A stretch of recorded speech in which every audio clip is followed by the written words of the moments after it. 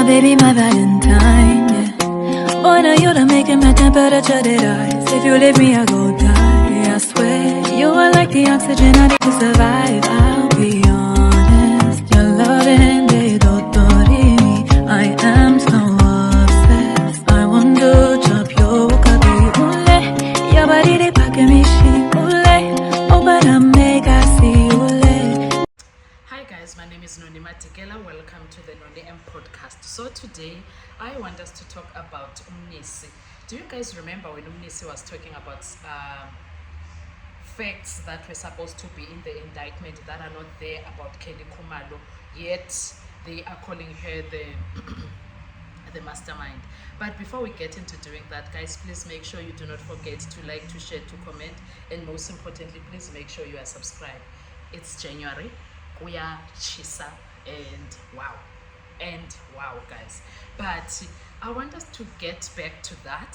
I'm gonna put a clip, I think it's about 5 minutes or 4 minutes and something, almost 5 minutes, where you guys are going to listen to Mnisi talking about that. And I want you to please listen to him step by step, listen to the things that he is drawing our attention into. And I felt like we are learning things there, because you can't say that Kelly Khumalo is the mastermind, and then you have people that are supposedly the people that she sent to do the unaliving of Senzo Meyiwa, and then the next thing, when there is a so-called confession, yet she does not get arrested, but they are, and yet the so-called confessions are saying that she sent them. So Mnisi there was dealing with that, and the dark and diving that Ginindas is doing, and how flawed the investigation that he has done.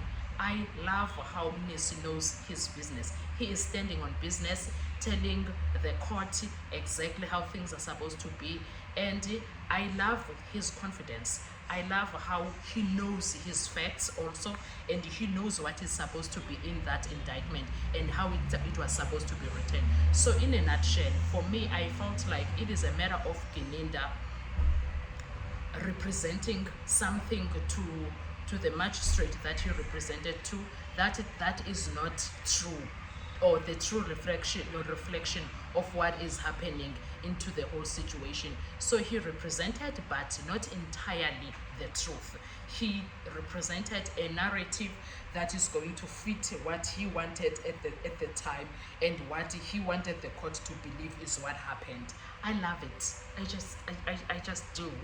I just love what he did there, and he was dealing with facts and how he was dealing with those facts. So I'm gonna put a clip there. I want you guys to listen to that. Tell me what you think about it. Tell me, what are your thoughts? Do you think Mnisi is grabbing straws? Do you think Mnisi is just bluffing, or you think he's telling the truth, or he knows his business and he's standing on it, and how he expressed what is supposed to be in that indictment? So there's a lot of things, and for me, we as the public were in a business of learning that, because some of those things we didn't know. Through the entire case, we have learned now, you don't speak to the cops just like that. You need a lawyer present. You don't accept a lawyer that they say, here is a lawyer for you. You go to court, and then that's where you speak and say you do need a lawyer, number one. And the other things that we have learned is that when they are forcing you to confess, you need a lawyer that you know of, not a lawyer that they gave to you. I think there's a lot of things that we have learned as the public there that we can use in our daily lives, should we find ourselves in a situation whereby you are arrested for whatever reason. But there's a lot of things that we have learned throughout the entire process of the case. Anyway guys, let's talk in the comment section. I want to hear your views. What are your thoughts? Do you think Mnisi knows his story, knows his business, knows his job, and is sticking to it, and is doing what needs to be done, and whether he's doing it fast enough or taking forever, but he has done a great job in making sure the case, he's the lawyer for accused number 3. Oh. I'm sorry. Accused number 3, you're crush. Okay. I'm so sorry. She's so annoying, guys. All right, Mnisi, because we represent to Bay. Well. We're still talking about Mnisi for now. And ningamnaki lo uyahlanya. Ningamnaki who goes late for today, ne? Ningamnaki who goes late because right now nje ebefuna ukukhuluma le ndawo ayikhulumile nje yena otherwise. And I want to believe she knows what she's saying. Anyway, guys, I'll see you on our next video. Thank you so much. Enjoy your day. Bye-bye. The preparation of this indictment, was the state aware that Kelly Khumalo, such a very, without Kelly Khumalo, would not have been here basically. As per the testimony of Brigadier Ginindas, we would not have been here because accused persons would not have had anyone to come. According to the allegations of Brigadier Ginindas, these accused persons would not have had anyone to entice them to go and kill Senzo Meyiwa. But that is not contained in the summary of substantial fact. It doesn't matter, my lord, whether a person is charged or not charged, but the summary of substantial fact must contain the information that is contained in the case docket, so that when the accused persons are confronted with that allegation, they are able to respond accordingly. And that has not happened in this case, which is the reason why I am compelled to find out, because now they are expected in the middle of the trial to answer to something that has not been there at the inception of the trial. There's nothing wrong in me finding out whether or not at the time at which the decision was made, the state was already aware that Kelly Khumalo was a kingpin. But you're arguing something different. No. Okay, my lord. Let me hear. When the court says it's different, in what way, my lord? No, let's play your question first, because you're into the merits, etc. No, I'm responding to the state, my lord. What were you responding about the irrelevance of this witness being cross-examined on the content of the...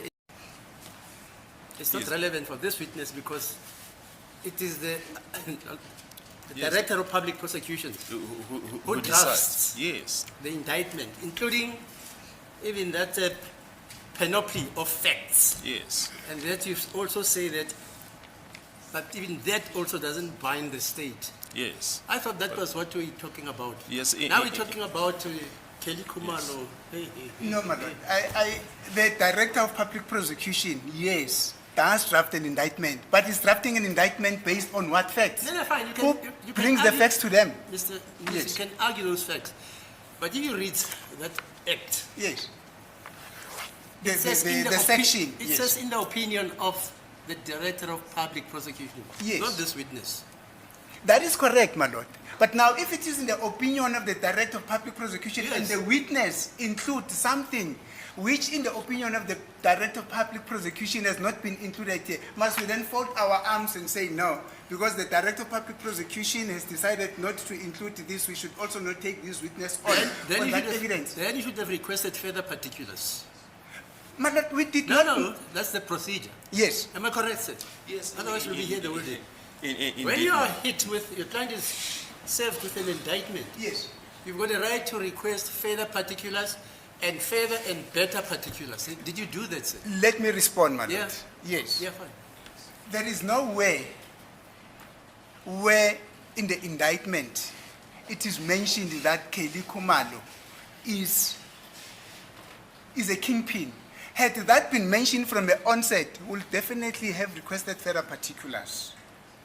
There is nowhere in the indictment where it is mentioned that Kelly Khumalo is a suspect. Instead, in the indictment, it is specifically mentioned that Kelly Khumalo is a witness. How could we then have been enabled to request further particulars when we did not know that Kelly Khumalo, in the mind of the investigating officer, Kelly Khumalo is a kingpin? But Kelly Khumalo, sorry. Yes. Kelly Khumalo is not charged in this court. I don't see her. Yes, she is not charged, my Yeah, lord. But so the fact why should I respond to that? I only respond to persons who are charged. that is correct. Whereas litis contestatio, Yes, between the accused and the state. Yes, Kelly ma'am. Khumalo, I don't know. Yes, my lord. Her not having been charged, my lord. Yeah, you can argue that. It's not Okay, it's not a, ask that very question to this witness. Every question you want to ask him, ask him. My lord. May I request a short adjournment, my lord? It's already tea time. I think it's already 11:15. May I request a short adjournment? In any event, I also need to respond to the call of nature as well, my lord. I come and pursue this point when I come back. Thank you, my lord. Yes, My lord, before we adjourn, I'm with your respect, my lord, for the sake of... nature, no, he's kidding me. Okay, 15 minutes. Hi guys, my name is Unethical. Welcome to the M podcast. Look at me, I am with the YouTube Black Effect. Me, a homie, and today it's my birthday, and this is how I'm spending my birthday. Imagine that. Thank you so very much to YouTube for this opportunity.